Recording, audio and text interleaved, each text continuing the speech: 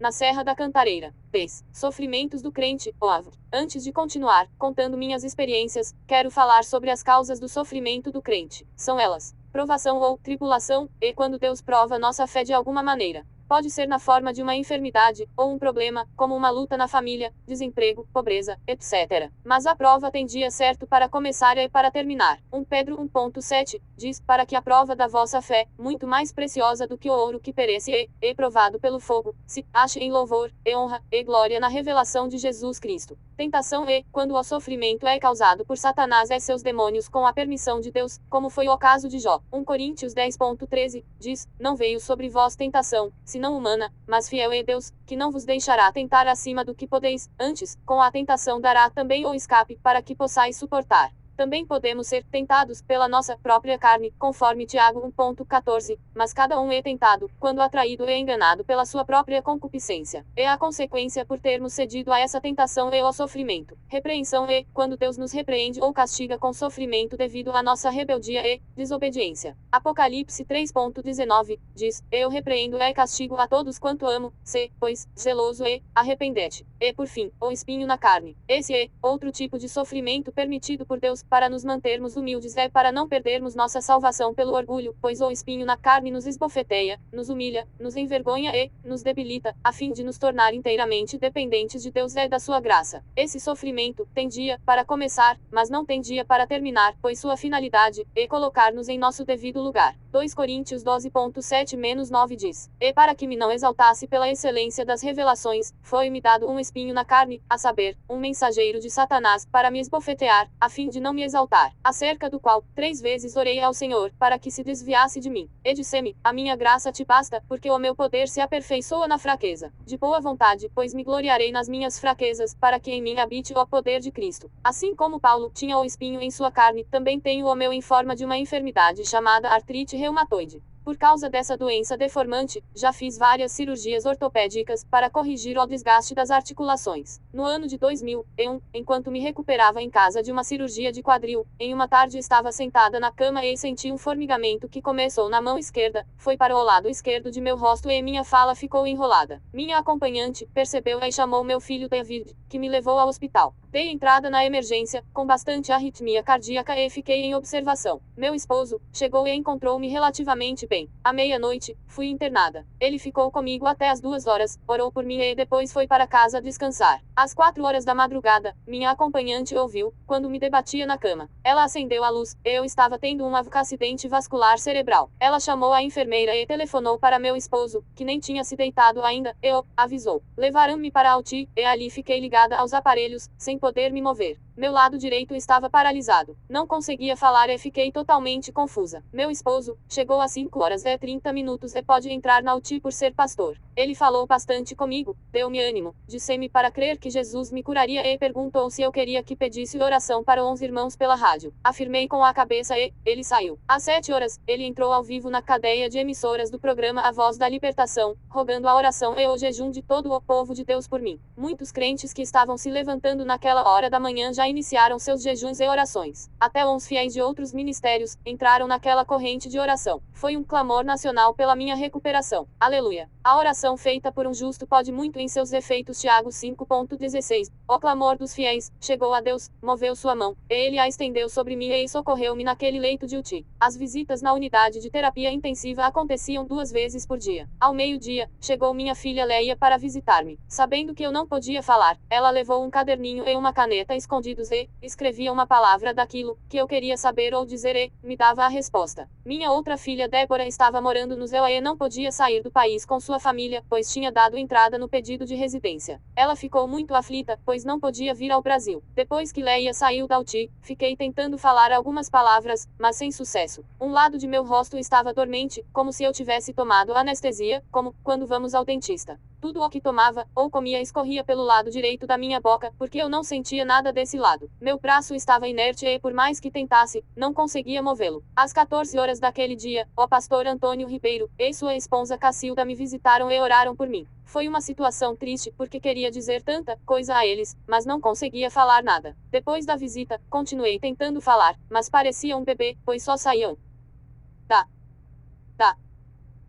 Por volta das 17 horas, consegui articular a palavra Leia, e continuei insistindo para conseguir melhorar. Às 18 horas, quando a Leia entrou na UTI, eu estava sentada, apoiada na cama. Gritei com voz rouca Leia. Ela chorou muito por ter sido o seu nome o primeiro que falei. Saindo de lá, ela ligou para o pai, que estava em reunião na igreja, e disse-lhe: Pai, a mãe está falando. Meu esposo contou que ficou em pé e glorificou a Deus com os obreiros pelo milagre que o Senhor havia operado em minha vida. No dia seguinte, durante a visita de meu esposo, estava sentada na cama, quando, de repente, levantei o braço direito e elevei a mão à cabeça, sem perceber que Jesus já havia curado a paralisia do meu braço. Meu esposo chamou minha atenção para isso. Veja seu braço. Você o levantou. Alegrei-me e fiquei movendo o braço e a mão sem parar. Só fiquei na UTI por 3 dias para estabilizar a pressão arterial e arritmia cardíaca, e fui transferida para o quarto, onde continuei fazendo fisioterapia e sessões de fonoaudiologia para melhorar a fala. Minha filha Leia deixou a casa dela e seus filhos com a babá e ficou no hospital comigo por muitos dias, me ajudando, me alimentando, me ensinando a falar, a escrever com a mão esquerda, pois a direita ainda estava um pouco insensível. Agradeço a Deus por ter me dado essa filha tão abençoada e prestativa. Recomecei a vida do ponto zero, como uma criancinha que está começando a falar, formando palavras com pecinhas de montar, porque não me lembrava que letra viria após a outra. Eu lia uma frase na revista e não sabia o que queria dizer. Porém,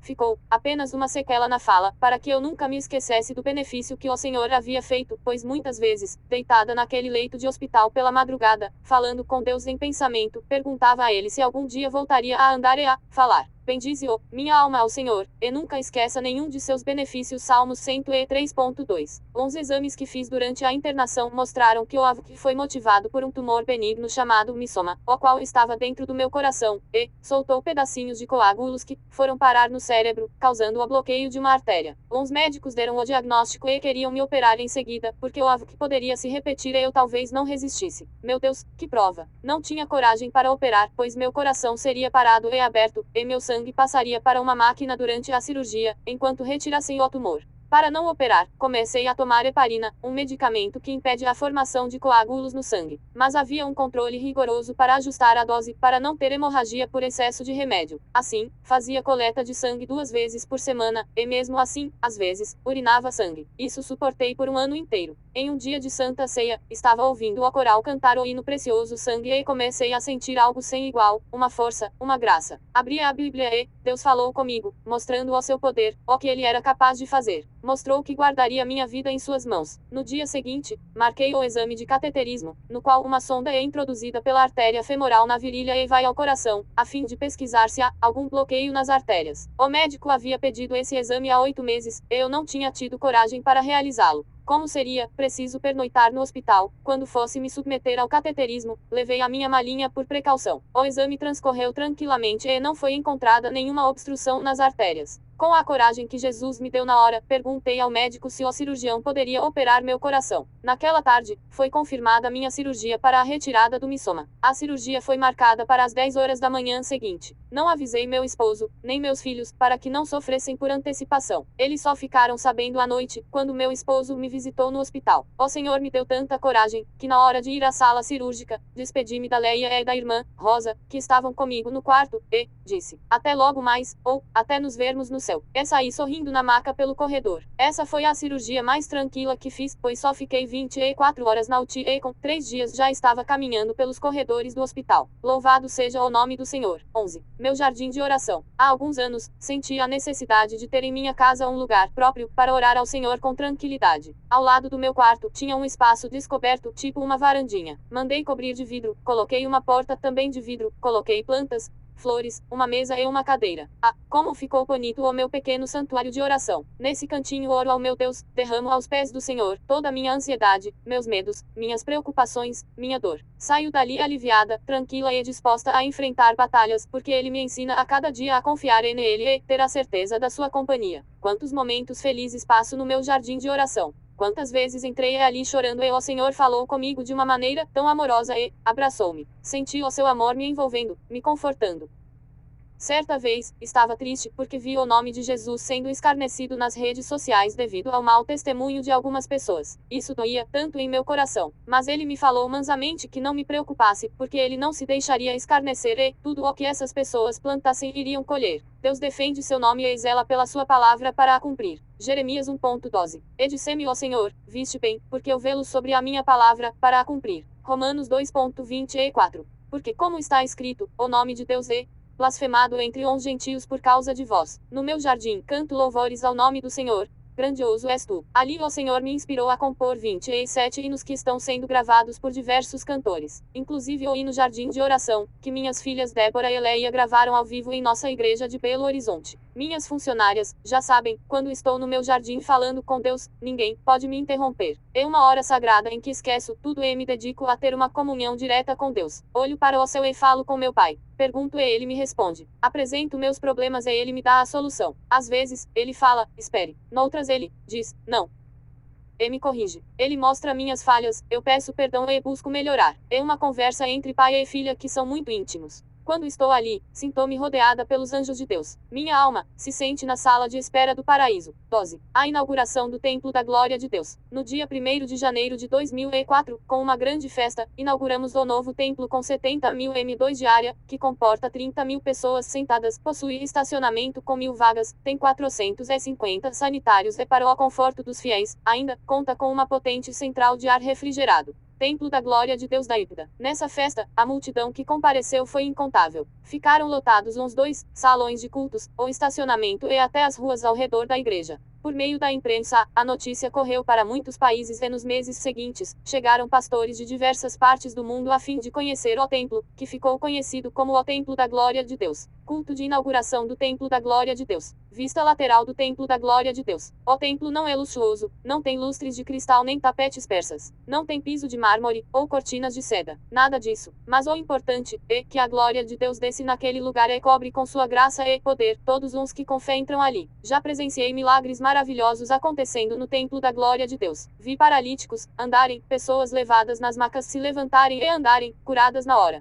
Vi uma senhora gestante, que os médicos comprovaram que seu bebê estava morto em sua barriga. Mas, na hora da oração feita pelo missionário David Miranda, ela sentiu o bebê se mexer dentro dela e testemunhou, chorando, a ressurreição daquele bebê que seria extraído no mesmo dia. A criança estava viva, para a glória de Deus. Se no início da obra dissessem, para mim que teríamos um templo imenso como este, eu teria dificuldade em acreditar. Mas meu esposo, através das revelações de Deus, já vislumbrava tudo isso. A fé vê o invisível, como está escrito sobre Moisés, em Hebreus 11:27, que diz, pela fé, deixou o Egito, não temendo a ira do rei, porque ficou firme, como vendo o invisível. Depois disso, a igreja cresceu muito, principalmente em outros países. Nunca quis ser parte da diretoria da igreja. Porém, vendo a dificuldade que meu esposo tinha para encontrar pessoas fiéis para comporem a diretoria, depois de orar a Deus, ofereci-me para qualquer cargo. Fui aceita e me colocaram como conselheira deliberativa. Agora sim precisava trabalhar dobrado na obra, uma vez que a presidência da Fundação Reviver já exigia muito do meu tempo.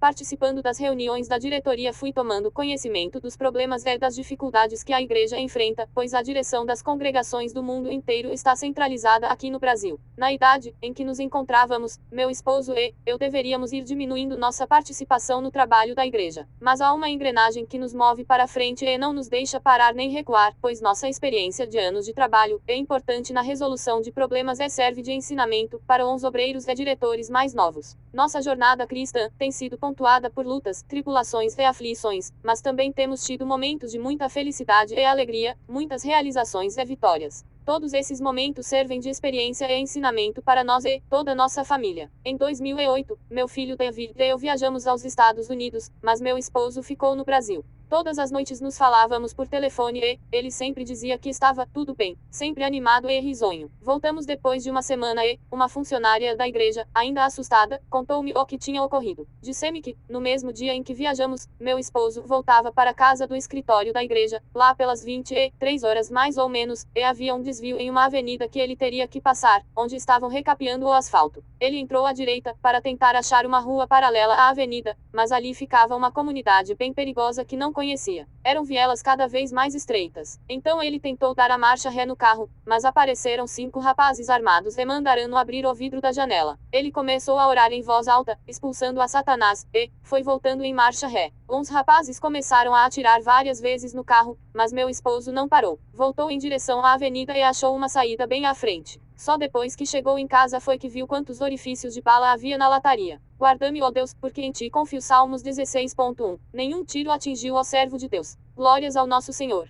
13. Nossa viagem à Itália. Sempre li muito sobre os crentes romanos da igreja primitiva, sobre como sofreram perseguições por causa da sua fé em Jesus Cristo, como o próprio apóstolo Paulo sofreu prisões em Roma e fielmente sofreu, sendo martirizado por ordem do imperador Nero. No mês de abril de 2010, minha filha Leia e eu viajamos à Itália e tivemos a oportunidade de conhecer lugares muito interessantes. Um deles foi a cidade medieval de São Gimignano, que foi construída pelos romanos no alto de uma colina e toda cercada por muralhas e tem enormes portões. Portão de entrada da cidade de São Gimignano. Portão de entrada da cidade de São Gimignano. São Gimignano. Aquela cidade fortificada fez-me lembrar de Damasco, de onde Paulo foi posto em um cesto e desceram pelo muro a fim de poder escapar da perseguição dos judeus. Tomando de noite, os discípulos desceram, dentro de um cesto, pelo muro. Atos 9.25. Outro lugar que visitamos foi o Coliseu de Roma, um anfiteatro em ruínas, onde, no tempo dos Césares, eram realizadas lutas de gladiadores, lutas com feras, e onde também se cumpriam as sentenças de morte contra cristãos. Eles morriam lutando contra leões e tigres ou eram queimados, tendo seus corpos empapados de betume e amarrados a postes de madeira.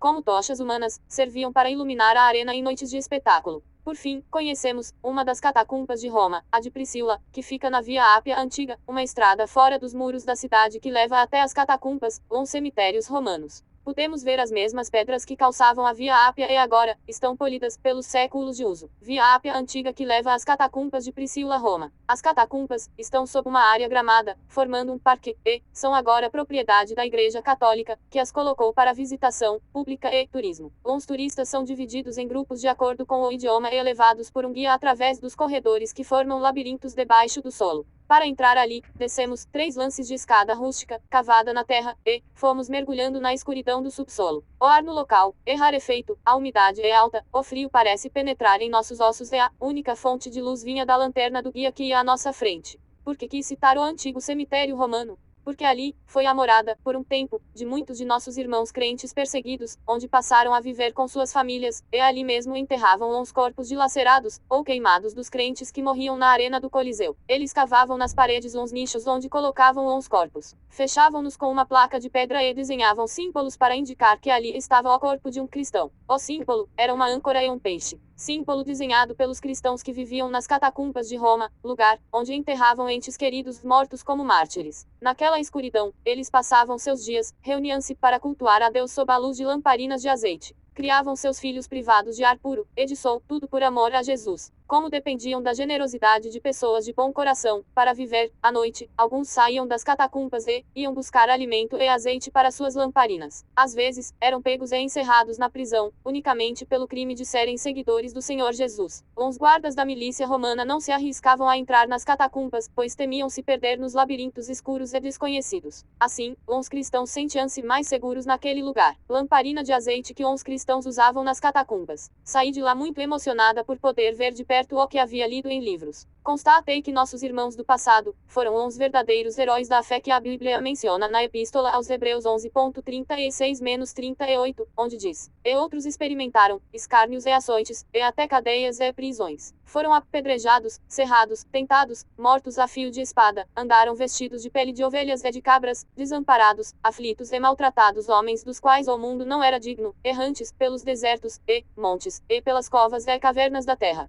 14. O jubileu de